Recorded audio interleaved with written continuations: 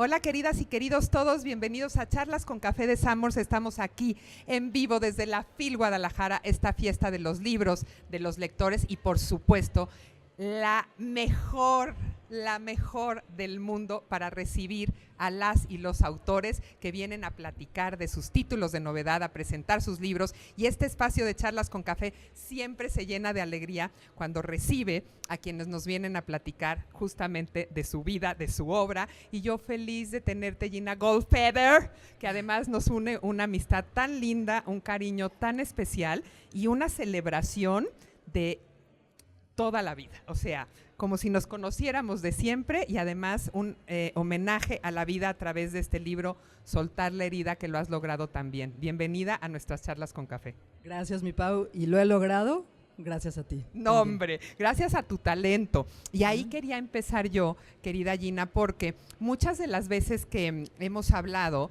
nos hemos dado cuenta, sobre todo cuando hay más gente, porque yo te conozco muy bien a ti, que es muy importante aclarar la trayectoria de las personas, porque ahora, en este mundo en el que todo es inmediato, todo sucede como con esta fama de 5 minutos, que luego se vuelve tan efímera, nos olvidamos de que la gente tiene profesiones, trayectorias, años de trabajo atrás, y este es tu caso, querida Gina. Has sido terapeuta ya por 30 años, aunque te ves joven y bella siempre, y empezaste a los 10, pero me gusta repasar tu historia personal porque creo que justamente nos hace reflexionar y honrar las profesiones y la trayectoria. Antes del libro estabas tú y antes de ti estaban tus pacientes con una necesidad real, específica, que los llevó a tu consulta.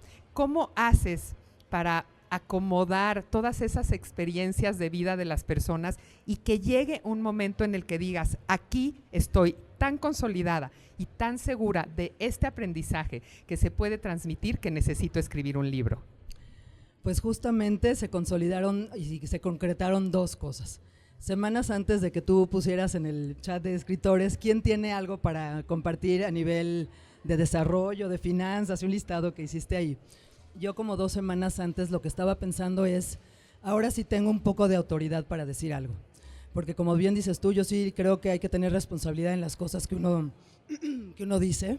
A mí sí me importa mucho, a mí particularmente, que lo que digas tenga fundamento, tenga una razón de ser y sea un trabajo serio. Entonces 2 semanas antes pensé, ya llevo casi 30 años trabajando con personas, y en mi vida personal he tenido las suficientes experiencias traumáticas que las he trabajado, las he superado y auténticamente sí las he tratado de soltar. Entonces ya puedo decir algo. Entonces coincidió maravillosamente cuando dijiste que quién tiene algo, y luego ya ayer te hice la confesión absoluta de que le decía yo a Paulina y a Jerry, yo tengo algo, y no tenía ni el título ni la primera página. Y esa semana me fui a un retiro de silencio y me puse a escribir. Me dijiste, manda las primeras 20 páginas, y fue muy interesante porque eso yo no lo sabía, que sí se plasmó casi de inmediato, con mucha facilidad que yo desconocí en ese momento. No sabes cómo vas a estar escribiendo, aunque tengas grandes ideas o aunque tengas la ilusión, hasta que ocurre lo que ocurre, ¿no? Entonces te mandé las primeras 20 páginas y luego tiempitito después me dijiste, y bueno, y ahora el resto, quieren el resto, ¿no? Y entonces, por supuesto que el resto no lo había, para nada. Pero claro que lo había, porque estaba aquí. Bueno, sí, no lo había en papel. Y te había dicho, dame 4 semanas para corregir, porque no le pude decir a Paulina que no había nada. Entonces pasaron las 4 semanas, donde día y noche estuve escribiendo hasta que ocurrió. Sí, y es como que vacías ese conocimiento a través del papel y por supuesto del correcto uso de la palabra, como que todo te preparó para ese momento de catarsis, digamos, en donde sí, en efecto, te vacías de todo eso y lo quieres compartir. Y he dicho en este día de ayer y hoy, lo estoy ahora también reiterando, que la verdad es que los libros se vuelven estas grandes herramientas facilitadoras de los mensajes, a donde tienen que llegar, y sobre todo los libros de desarrollo humano tan útiles para acomodar, para entender, y eso es lo que vamos a hacer hoy en esta pequeña conversación con Soltar la herida, comprender ¿cómo podemos detectar cuál fue nuestra herida primaria y cómo podemos diferenciar las heridas de los traumas, querida Gina, y cómo se hace un proceso de sanación que al final te permite soltar para poder vivir más plenamente el presente? Y más que desarrollo humano, es como una invitación a una introspección y una honestidad profunda y aventarse el brinco a hacer una indagación y tener la valentía de hacerlo, ¿no? Porque hay que combinar todas esas cosas. Somos valientes para muchas, pero no para indagar en nosotros. Entonces, ¿cómo cuesta, verdad? Pues lo que pasa es que tenemos la falsa idea de que si no lo hacemos vamos a estar mejor y que hacerlo nos va a costar mucho trabajo y nos va a meter todavía en más dolor. Cuando el pase de liberación es abrazar tu dolor, ver de qué se trata y al final del día ver que es algo que te pasó en la vida, no eres tú. La herida es algo que te ocurre, que te hacen otros, que pasa en la vida, que la vida es muy inesperada y está llena de cosas que no se controlan, todas, casi todas. Pero lo que te ocurre a ti, ¿qué haces con eso? Sí. Y ya sé que eso se puede decir como en muchos libros y de muchas diferentes formas, pero lo que yo trataba era desde un acto lo más honesto que pude, hacerlo de una manera que incluyera muchos elementos como obviamente la literatura, la cinematografía, la música, la poesía, así como algunos elementos donde en todos lados la verdad es que vemos la herida. De hecho, las personas se presentan sin darse cuenta desde su herida. Y bueno, los que lo tienen resuelto la esconden un poquito más o hablan de otras cosas, pero los que no, rápidamente te la dicen, ¿no? Entonces, bueno, la intención es que a través de este libro se les abra la curiosidad y que se sientan invitados a tener una conversación. Una paciente me decía, es que era como una conversación, ¿no? Me han dicho diferentes cosas que van recibiendo de este libro, pero más que una guía cartonada, creo que es algo que en algún punto, si estás en la última página y no te conectaste con nada, ni se lo regales a alguien, tíralo, o sea, no, en algún tienes punto que volver a empezar, o volver a empezar, o dejarlo un ratito, o simplemente olvidarlo, ¿no? Yo hace poquito alguien dijo, que no recuerdo quién fue, lástima, ojalá que lo recuerde al ratito, que la vida está tan aquí y ahora, tan inmediata, que ya no puedes perder tiempo en muchas cosas. Entonces hay libros que a lo mejor, eso yo ya lo confieso que lo empecé a hacer, en cierto número de páginas, si no estoy ahí, me voy a otra cosa. Pero no por no querer quedarme, yo sí me quedo muy permanentemente en las cosas y en las situaciones, no es por falta de compromiso, sino es porque o no es el momento o no lo va a ser, y entonces hay muchas cosas que te esperan. Yo creo que este libro sí tiene oportunidades de que desde la idiosincrasia, la experiencia, lo que haya sido para cada persona, algo puede conectar con ellas, ¿no?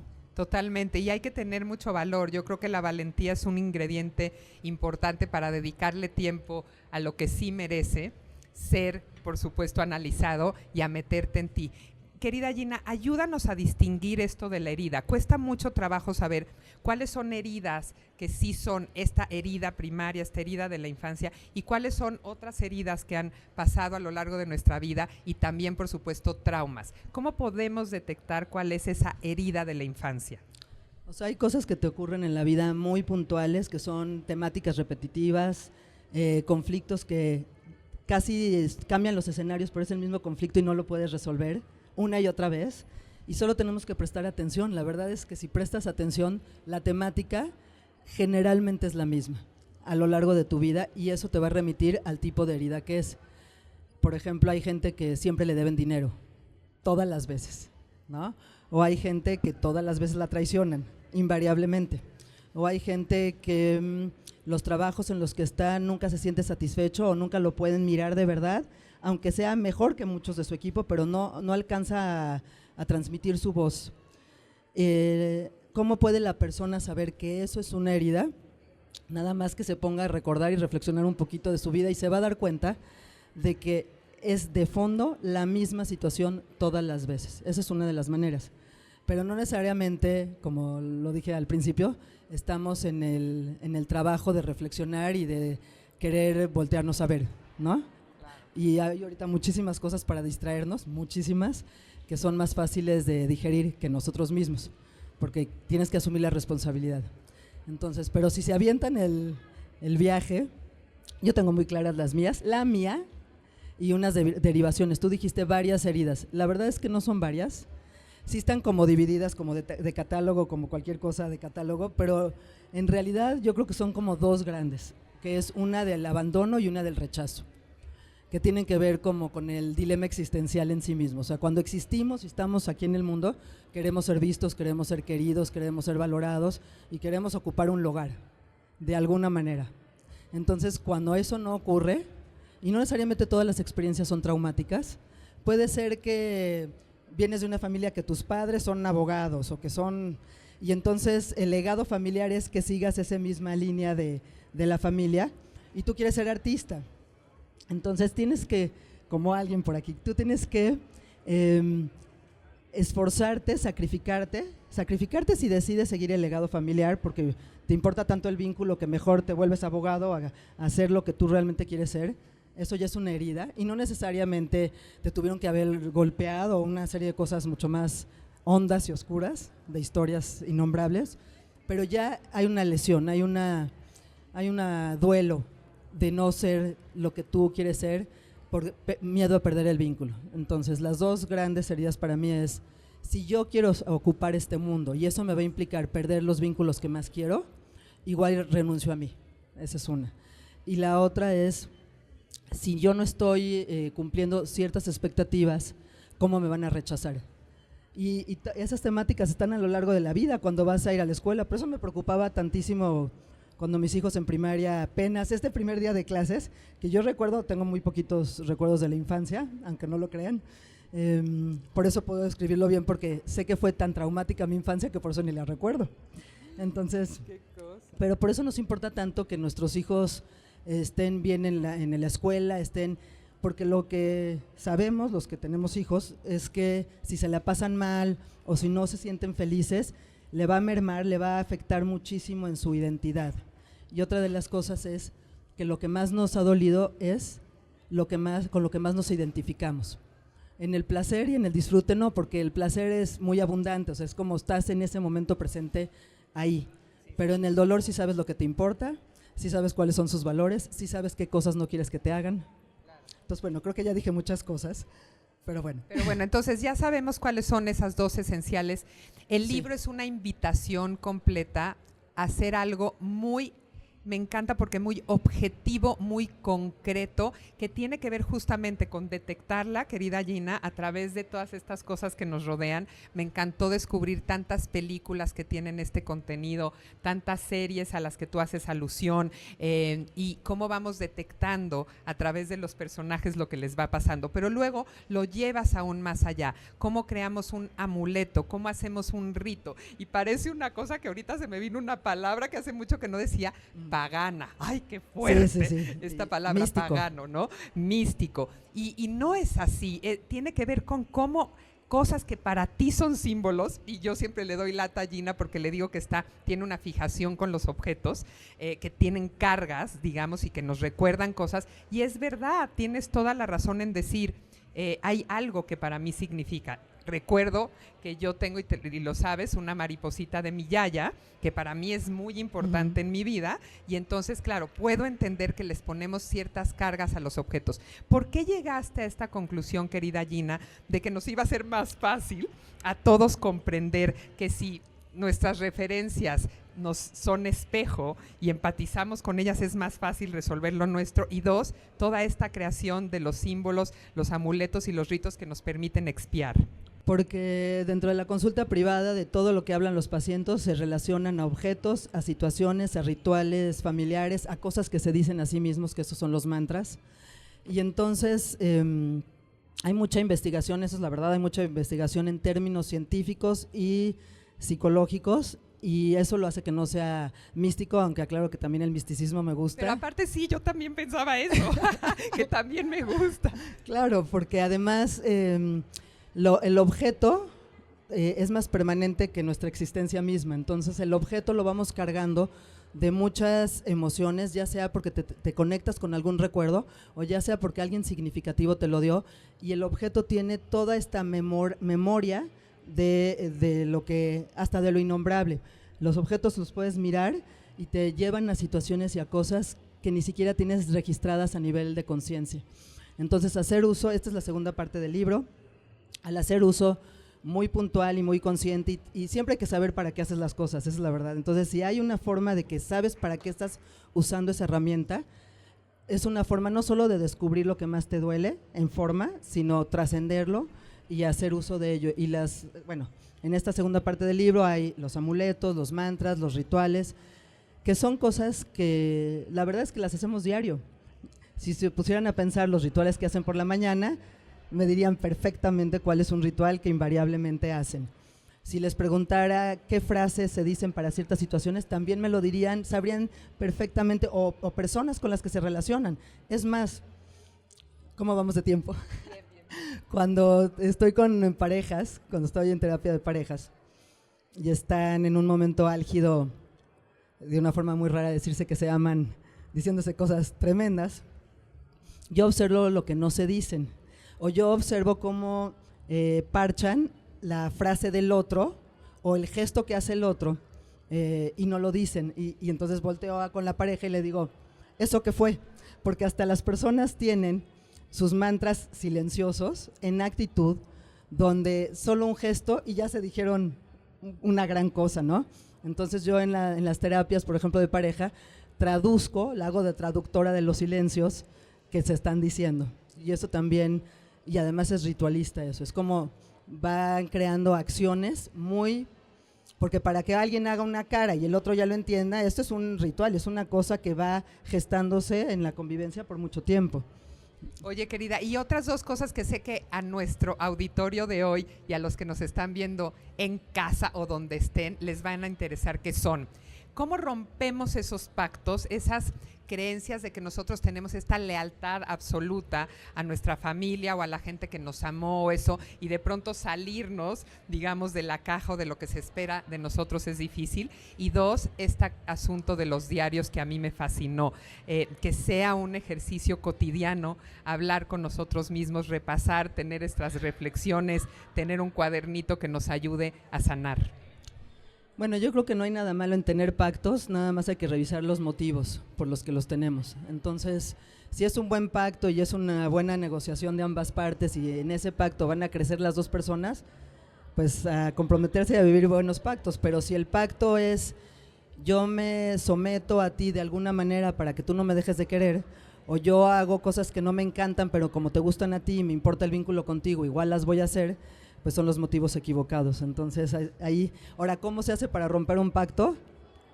Pues yo creo que la gente cambia por 3 grandes motivos: por incomodidad, por cansancio, por desesperación, porque ya no puede seguir con eso que está ocurriendo. Entonces así se rompen pactos, se rompen creencias y no creo que muchos tenemos o tienen la suerte de que la vida te alcance y te diga, ¿de verdad la quieres seguir viviendo así? Y hay gente que diga, no la quiero seguir viviendo así, pero tampoco la puedo vivir de otra manera. O hay gente que ni siquiera se lo cuestiona. Entonces, ¿qué se necesita también? Yo creo que los actos más valientes no son en las guerras, son en el amor. Y entonces hacer ¿cómo te diré? Cuando ya acabas de renunciar a todo lo que te esforzaste para que ocurra, y te das cuenta que no ocurre, ¿no? Esta parte de el niño que es una imagen hermosísima de los niños de mamá, mamá, mamá, mamá, esa es buenísima, porque esa imagen de ese niño es mírame, volteame a ver, pero también somos adultos de 52 que todos queremos lo mismo, que ¿no? queremos lo mismo. Bueno, yo de 50, mi chava, yo hablé de los míos, de mis años, pero no sé si tengo 51 o 52 porque soy muy mala para los números, nací en 1971. Entonces luego tengo, no sé, 52. Sí, tengo 52, creí que tenía 51. Entonces, oye, querida, y lo otro, lo de los diarios. Los diarios, bueno, el diario, me preguntaban ayer qué onda yo con la escritura, y yo me recordé que siempre he escrito diarios. Eso no lo había hecho consciente hasta ayer, perdón. Y luego hace casi 2 años me fui a Inglaterra a estudiar un entrenamiento con una metodología del diario que la hace Pogrove, que es uno de los discípulos de Carl Jung, que es uno para mí de las figuras importantes de los arquetipos, de la simbología, ahora sí que de la psicología seria, profunda y comprometida y bien investigada, a diferencia de lo que decías de esta inmediatez al principio y de cosas que no son tan verdaderas. Bueno, esto sí tiene todo un fundamento, y este diario tiene toda una metodología. Es un libro enorme, pero bueno, puedes seleccionar cosas de tu vida y trabajarlas muy puntualmente a nivel de diario y no solo como una narrativa de hoy me levanté y hice estas cosas, no, hay un propósito de reflexión y si tú seleccionas qué quieres trabajar, te lleva muy bien a la metodología y a los pasos para poderlo hacer. Este entrenamiento fue 10 días escribiendo un diario con esta metodología con personas de todo el mundo, éramos como 15 en silencio, estuvimos todos estos días en silencio y me impresionó mucho lo que habla el silencio, todo lo que estaba ocurriendo en el silencio. Hablando de todo esto. Me encanta. Y este libro hay que leerlo en silencio, pero también hay que compartirlo. Te felicito, querida Gina, por haber logrado soltar la herida. Gracias por hacernos parte de esto, de este gozo y de este libro tan útil, tan fundamental. Bienvenida a Charlas con Café siempre. Y les damos un aplauso a Gina, ¿no? Gracias. Que se oiga que hay público aquí, muy atento y muy entusiasta en este domingo maravilloso de Feria del Libro de Guadalajara. Gracias a los que están conectados con nosotros, gracias a los que han pasado por aquí. Seguimos, apenas vamos en el segundo día de Charlas con Café, segundo día de la Feria del Libro de Guadalajara. Nos vemos en la próxima. Soltar la herida, ¿eh?